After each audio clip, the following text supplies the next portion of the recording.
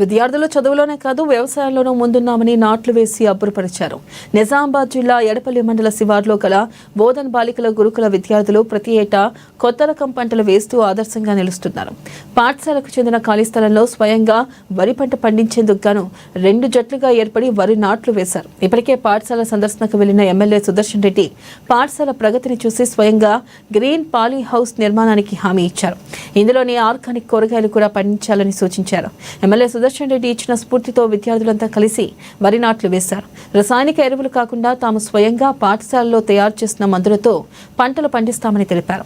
పాఠశాల ప్రధాన ఉపాధ్యాయుడు గంగ శంకర్, ఇన్ఛార్జ్ వ్యవస్థాపక ఉపాధ్యాయుడు రాజు దగ్గరుండి పనులను పర్యవేక్షించారు.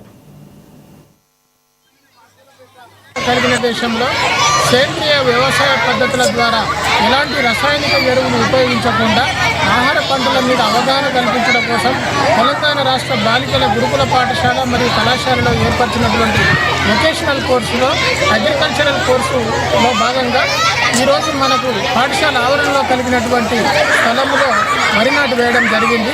దీని తదనంతరము విద్యార్థులకు కావాల్సినటువంటి కాయగూరలు, ఆకుకూరలు పండించడం జరుగుతుంది. ఇవన్నీ కూడా పంటలు, ప్రతి ఒక్క పంట కూడా విద్యార్థులే వాళ్ళే స్వయంగా పండించడం జరుగుతుంది.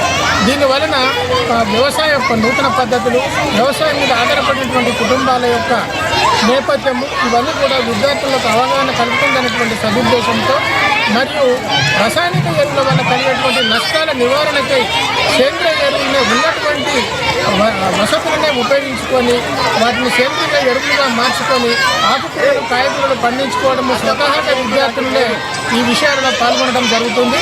దీనికి ప్రభుత్వం వారి యొక్క సహాయ సహకారాలు, తగినటువంటి యంత్ర సామాగ్రి, పరికరాలన్నీ కూడా అందించడం జరిగింది.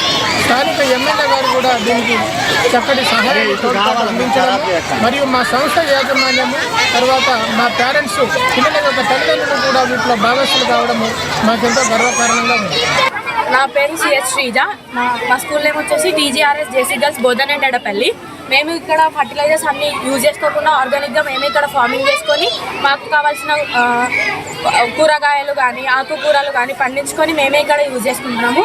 ఇప్పుడు మేము ఈ సంవత్సరం పంట ప్యాడీ వేసుకోవాలనుకుంటున్నాము.